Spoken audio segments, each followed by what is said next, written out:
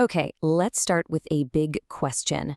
What if you had a promise directly from God that was, well, legally binding? A kind of divine seal that guaranteed your future? No questions asked.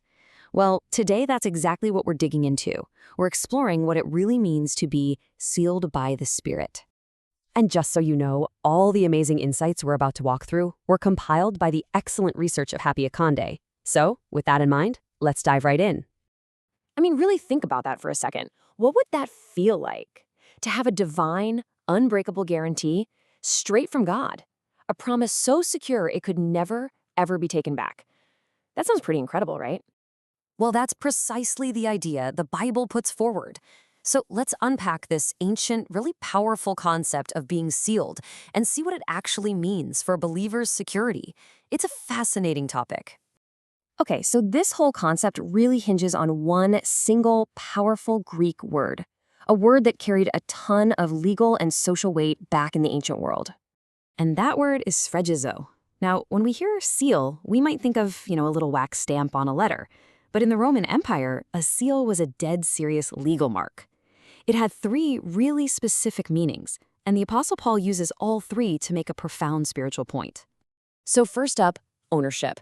Think of the brand on livestock or property. A seal basically shouted, "This belongs to me." Theologically, this is God marking a believer as his own. Second, authenticity. A king would press his signet ring into wax to make a document official, legit. The Holy Spirit, then, is like God's personal signature on your life, saying this is the real deal. And third, protection. Breaking a Roman government seal, like the one they put on Jesus' tomb, was a capital offense. You just didn't do it. So the Spirit is God's unbreakable, government-level protection.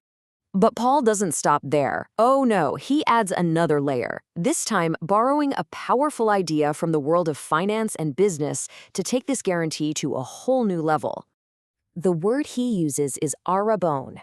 In ancient business, an arrabon was a down payment. It was the earnest money, a non-refundable deposit that legally sealed the deal. It proved you were serious about completing the purchase. But here's the beautiful part.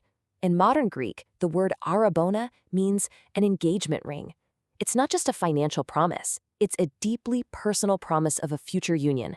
So when you put that together, the Holy Spirit is God's arrabon. He's God's down payment on us.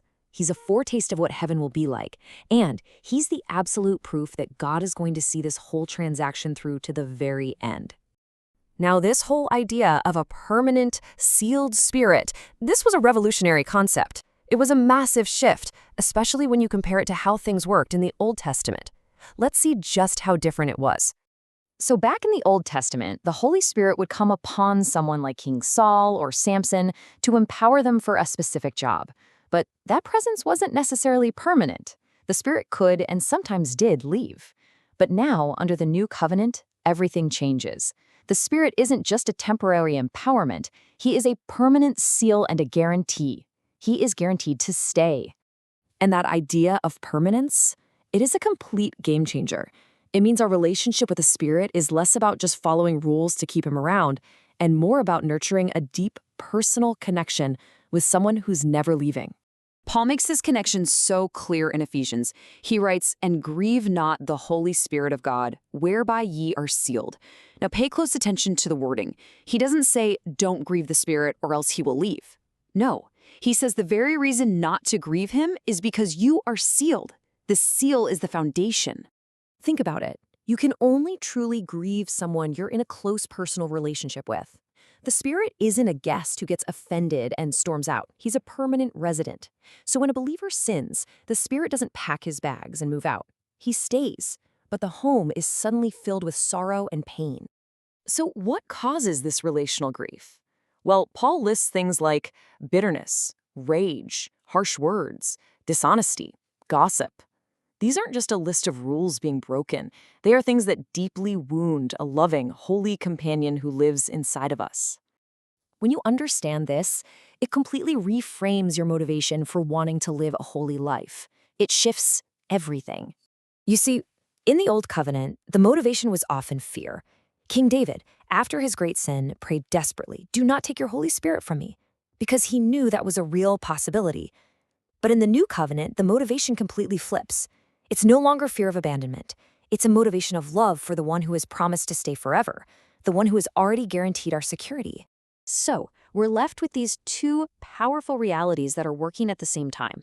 On the one hand, legally, we are sealed, and that gives us incredible security.